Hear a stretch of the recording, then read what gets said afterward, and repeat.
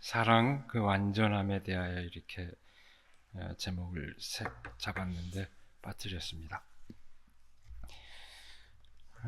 사랑이라고 하는 이 말, 어쩌면 가장 진부한 단어가 되어버린 감이 없지 않습니다. 그럼에도 불구하고 사랑이 없으면 우리의 삶과 신앙이 아무런 그 의미가 있을 수 없기에 우리는 그 의미를 다시금 이렇게 캐물을 수밖에 없습니다. 오늘 우리는 우리에게 너무나 익숙한 본문 말씀을 함께 마주하고 있습니다. 사랑의 찬가로 알려진 고린도전서 13장입니다. 그 사랑의 의미를 몇 마디 말로 풀어서 설명하는 것으로 과연 그 의미를 헤아릴 수 있을지 다소 난감하기는 합니다. 이 말로 풀어서 설명할 수 없는 것을 이 말로 풀어야 하는 그 난감함을 갖고 있습니다만은 오히려 여러분들이 이 말씀을 그대로 두고 묵상하고 거기서 깨달음을 얻기를 바랍니다만, 그래도 이렇게 문장으로 기록된 그 말이니만큼 우선 우리가 헤아릴 수 있는 한 말로 풀어서 그 뜻을 헤아릴 수밖에 없습니다. 오늘 본문 말씀은 그 자체로 독립적인 내용으로 음미해도 아주 충분한 의미를 지니고 있지만, 사도 바울의 모든 서신서의 이야기들이 그렇듯이 이 본문 말씀도 역시 특정한 맥락을 갖고 있습니다. 그 맥락이 뭘까요? 그야말로 말 많고 탈 많은 고린도 교회의 그 사정입니다. 무역도시 고린도에 위치한 교회는 그 도시의 분위기를 일정 정도 반영하고 있었고, 그 구성원의 측면에서도 상당한 다양성을 반영하고 있었습니다. 성만찬의 오용을 지적하는 대목, 아마 제가 자리 비었을 때 지난주 우리 이성철 전도사님이 그 본문으로 말씀을 전하신 것으로 알고 있습니다. 그걸 지적하는 대목을 보면은 가난한 사람들과 유력한 사람들이 갈등하는 양상도 있었습니다. 교회 안에서 그런 일이 있었습니다. 하지만 아마도 다수는, 이 고린도 교회 구성원의 다수는 사회적 지위가 그리 높지 않았던 것 같습니다. 사도 바울은 1장 26절에서 이렇게 얘기를 하고 있습니다. 육신의 기준으로 보아서 지혜 있는 사람이 많지 않고 권력 있는 사람이 많지 않고 가문이 훌륭한 사람이 많지 않았습니다. 이렇게 얘기하고 있는 것으로 봐서 다수는 사회적으로 그렇게 유력한 사람들이 아니었던 것 같습니다. 그런데 그리스도의 이름으로 모이기 시작한 이들 가운데 이상한 현상이 나타나기 시작했습니다. 서로의 은사를 자랑하는 사태입니다. 사회적으로 자랑거리가 빈약하였던 이들인데 그리스도 안에서 은사를 누리면서 그것을 서로 자랑하게 되는 기이한 현상입니다. 이 현상을 생각을 하면 역시 인간은 참 변하기 어려운가 보다 하는 그런 느낌을 가질 수도 있는데요. 어쨌든 그런 기이한 현상이 벌어졌습니다.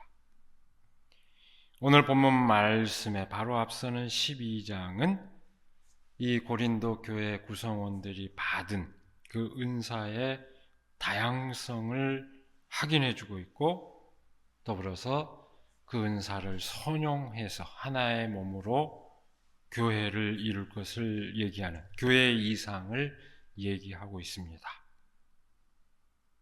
이런 맥락에서 볼 것 같으면 오늘 본문 말씀은 그 은사가 오용되는 현실 가운데서 어떻게 하면 진정한 그리스도의 공동체가 될 수 있을지를 일깨우는 그런 말씀으로 권면되고 있는 그런 성격을 지니고 있습니다. 그런 맥락을 지니고 있다는 얘기입니다. 오늘 본문 말씀을 우리가 깊이 헤아리면 사실은 오늘 이 말씀 그 자체로 은사의 오용 사태가 어떤 것이었는지 우리가 충분히 헤아릴 수 있습니다. 본문 자체 안에 그걸 뒤집어서 생각하면은 그 가운데에 짐작이 갈 만한 사태들을 충분히 상상해 볼 수 있다는 얘기입니다. 오늘 본문 말씀은 크게 세 단락으로 구성되어 있습니다.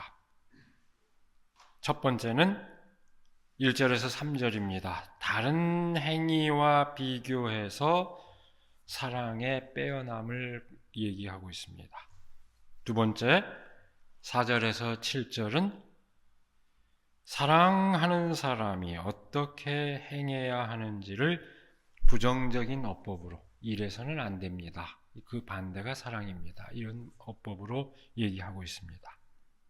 세 번째, 8절에서 13절 말씀인데요. 다시 처음에 언급했던 은사들을 다시 예로 들면서 거기에 대비해서 사랑의 영속성을 역설하는 것으로 되어 있습니다. 첫 번째 대목의 그 말씀을 우리가 음미를 해볼까요? 내가 사람의 모든 말과 천사의 말을 할 수 있을지라도 이렇게 시작이 됩니다. 사랑 없는 말의 무용성, 사랑 없는 은사의 무용성을 말합니다. 그야말로 고린도 교회는 제가 그냥 지나치는 말이 합니다. 말 많고 탈 많은 교회라고 그랬는데 고린도 교회는 정말 말이 많은 교회였습니다. 말 잘하는 것을 자랑거리로 삼는 그 공동체에서 말을 거는 상대에 대한 신뢰와 사랑 없는 그 말은 빈말이 된다는 것을 말합니다. 이어지는 천사의 말은 뭘까요? 그 말이 정말 달콤하게 들린다는 그런 의미로 새길 수도 있고 아니면 당시의 통상적인 어법으로 생각을 하면 천사의 말이란 방언을 뜻하는 것일 수도 있습니다. 사람들이 알아들을 수 없는 이상한 말을 천사의 말이라고 표현하기도 했습니다. 특별한 언어 현상이죠. 그 방언을 뜻하는 것일 수도 있습니다. 어쨌든 상대에게 건네는 아름다운 말이든 또는 오늘날도 교회에서 그렇게 받아들여지기도 합니다만 일종의 은사의 징표로서 행하는 방언이든 그것이 사랑을 밑바탕으로 하지 않으면 무용하다는 이야기입니다. 흔히 우리가 외부 사람들이 얘기할 때 교인들은 말이 많다 그러죠. 다시 생각해보게 해주는 그런 말씀입니다. 이어지는 말씀은 또 이렇게 언급합니다. 내가 예언하는 능력을 또 모든 비밀과 지식을 또 산을 옮기는 믿음을 가지고 있을지라도 사랑 없으면 다 소용없다는 것을 얘기합니다. 하나님의 뜻을 예언하거나 예언입니다. 사물의 이치를 헤아리는 깊은 지식 또는 그 학식을 갖고 있거나 그야말로 산을 옮길 만큼 어떤 기적을 일으킬 만큼 놀라운 그 믿음을 갖고 있다고 하더라도 역시 사랑이 밑받침되지 않는다면 소용없다는 것을 말합니다. 그 모든 놀라운 은사에 따른 놀라운 능력도 사랑을 이루는데 소용되지 않는다면 결코 자랑거리가 될 수 없다는 것을 뜻합니다. 이 첫 구절의 첫 단락의 마지막은 이렇게 얘기합니다. 내 모든 소유를 나누어질지라도, 심지어는 내 몸을 넘겨줄지라도 역시 사랑이 없으면 소용없다는 것을 얘기합니다. 심지어 내가 가진 모든 소유를 남을 위해서 내놓고 더 나아가서 내 몸마저 내놓을지라도 사랑이 없으면 소용없다는 얘기입니다. 이 대목에서는 우리가 점점 더 의아해질 겁니다. 가장 숭고한 사랑의 행위가 아니냐고 생각할지도 모릅니다. 어쨌든 사회적으로 그 정의로운 행동, 그것마저도 종교적으로 가장 숭고한 것으로 간주되는 희생마저도 그 밑바탕에 사랑이 없다면 소용없다는 놀라운 말씀입니다. 여러분, 이건 어떤 사태를 유념할까요? 우리는 끊임없이 선을 행하기 위해서 노력을 합니다만 선을 행하면서도 우리는 끊임없이 사실은 우리 안에 도사리고 있는 어떤 유혹을 의식하지 않을 수 없습니다. 늘 선을 행할 때는 일말에 자기 과시적 동기를 부인할 수 없습니다. 난 적어도 이만큼은 하고 산다. 그것이 먼저 앞선다면 그건 사랑으로 하는 행위가 아니라는 뜻입니다.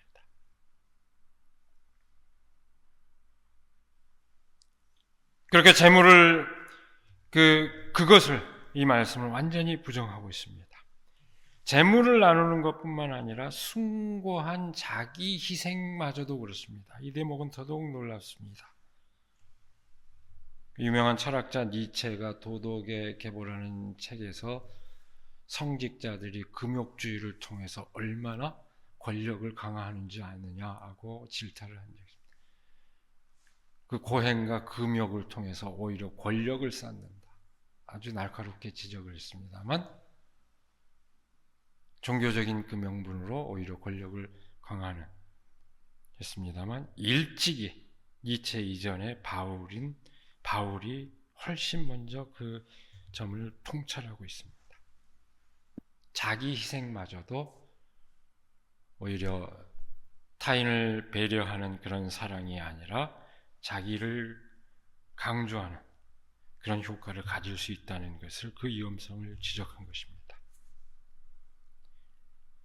모든 은사에 앞서는 사랑의 궁극적인 경지를 말하는 이 말씀은 그저 놀라울 수밖에 없습니다. 그 의미를 하나하나 새기면은 우리는 놀랄 수밖에 없습니다. 그리고 과연 우리가 그런 경지에 이룰 수 있을지 우리 스스로 반문하게 만듭니다. 아마도 사도 바울도 그 반문을 의식했을 겁니다. 그렇게 반문하고 싶어하는 이들을 향해서 말하듯이 본문 말씀은 두 번째 단락으로 이어집니다. 사랑은 오래 참고 친절합니다. 사랑은 시기하지 않으며 뽐내지 않으며 교만하지 않습니다. 사랑은 무례하지 않으며 자기의 이익을 구하지 않으며 성을 내지 않으며 원한을 품지 않습니다. 사랑은 불의를 기뻐하지 않으며 진리와 함께 기뻐합니다. 사랑은 모든 것을 덮어주며 모든 것을 믿으며 모든 것을 바라며 모든 것을 견딥니다. 우리는 이 말씀의 의미를 조목조목 새겨볼 수도 있을 것입니다. 그러나 이 말씀의 의미를 그 조목조목 새기는 것은 이 말씀을 받아들이는 우리 각자의 과제로 맡기겠습니다. 저는 아직도 이 말씀을 해석하는데 기억할 만한 그 경험을 갖고 있는데, 어떤 분이 얘기하시기를 여기서 사랑을 전부 나로 바꿔놓고 다시 한번 읽어보십시오 라고 하면은 그 의미를 알 겁니다. 아마 여러분들이 묵상을 하면서 그렇게 바꿔놓고 한번 읽어보시기 바랍니다.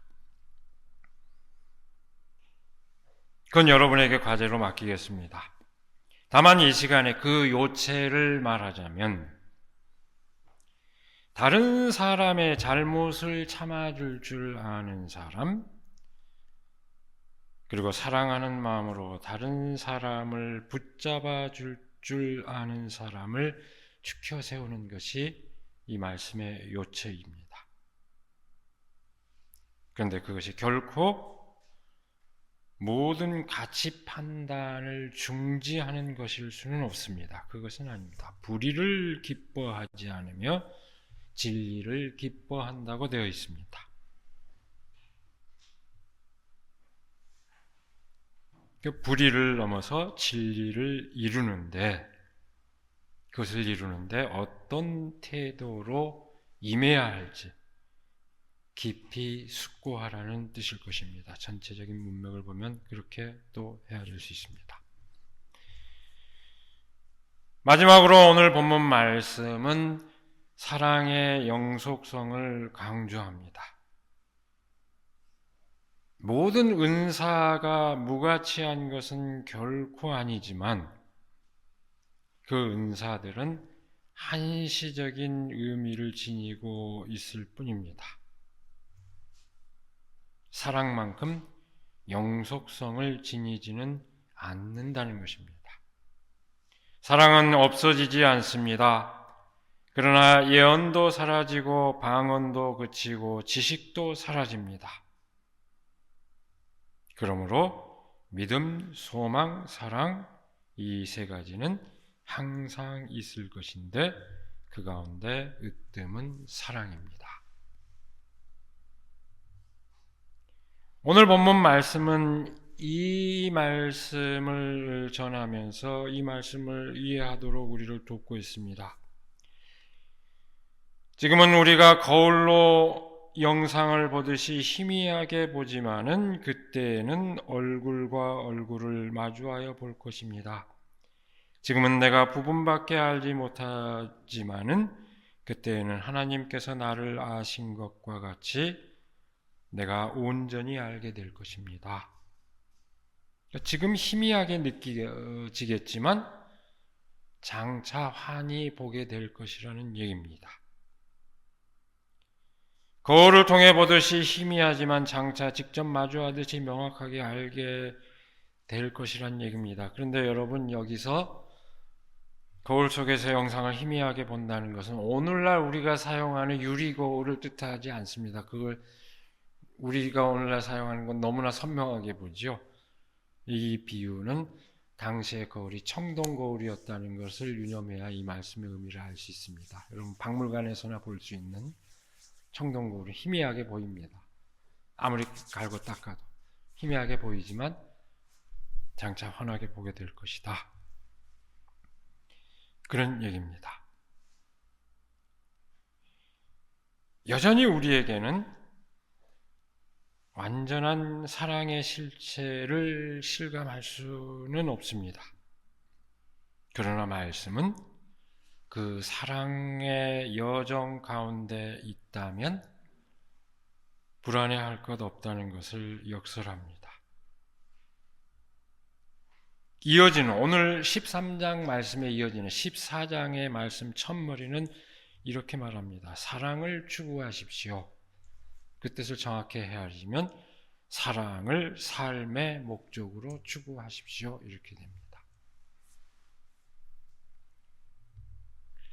우리는 이 말씀이 다시 한번 얘기합니다만 고린도 교회 안에 있는 여러 사람, 여러 분파들이 서로 자신들이 알고 있는 것만을 진리로 내세우며 다투고 있는 상황에서 사도 바울이 선포한 말씀이라는 사실을 새삼 한기할 필요가 있습니다.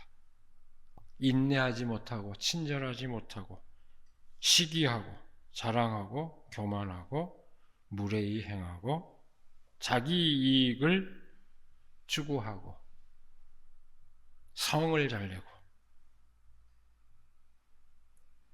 원한을 품고 불의를 따르고 진리가 아닌 허위를 따르는 사람들의 마음, 그 상황 가운데서 얘기하고 있다는 것을 우리가 유념해야 됩니다.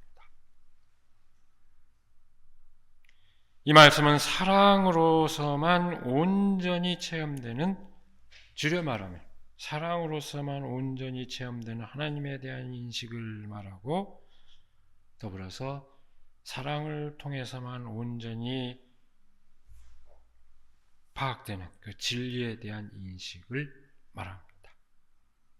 하나님에 대한 인식, 온전한 진리에 대한 인식은 사랑으로서만 온전해진다는 것입니다.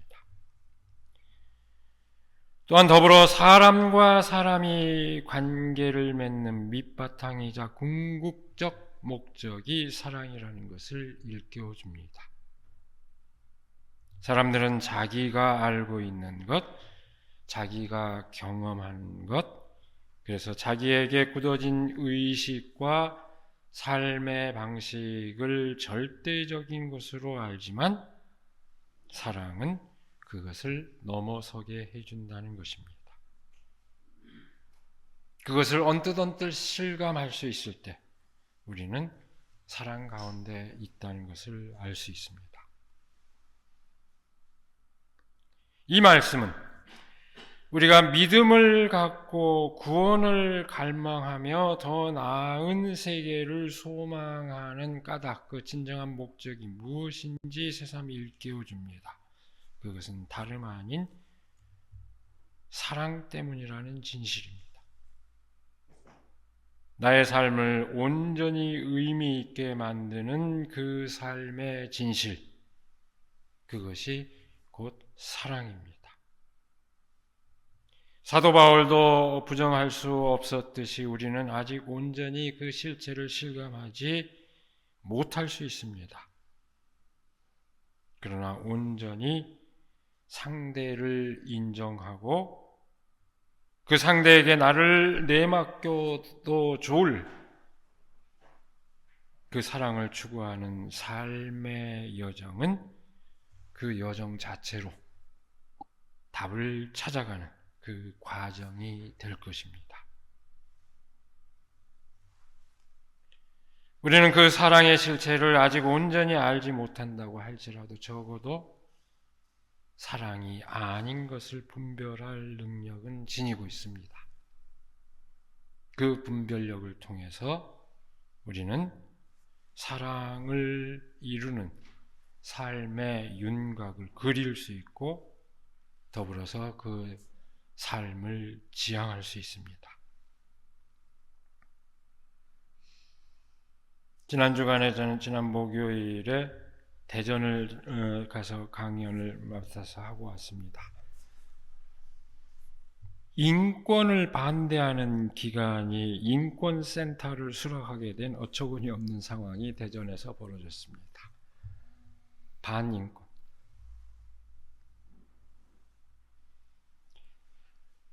글 수탁한 분이 여기 가까운 데 있는 학교에서 박사학위 논문을 썼다. 예, 제가 이틀에 걸쳐서 다 읽었습니다. 내가 글을 읽으면서 그렇게 괴로운 적 처음이었습니다. 내가 병이 날 것 같은, 이렇게 악의적인 어떤 이념적 선전으로 가득 찬 것을 신학적 논문이라고 내놓은 걸 보고 내가 내 몸이 병이 날 것 같은 그런 체험을 했습니다. 그야말로 반인권적인 그런 인권이란 인간 존중의 삶을 구현하는 게 아니라 사회주의 이념을 구현하려고 하는 방편이다 하는 식으로 비방을 하는 그런 선전 문구로 가득 찬 논문을 보면서 제가 제 몸에 병이 날 것 같았습니다. 근데 그런 분이 인권센터 소장을 맡았어요.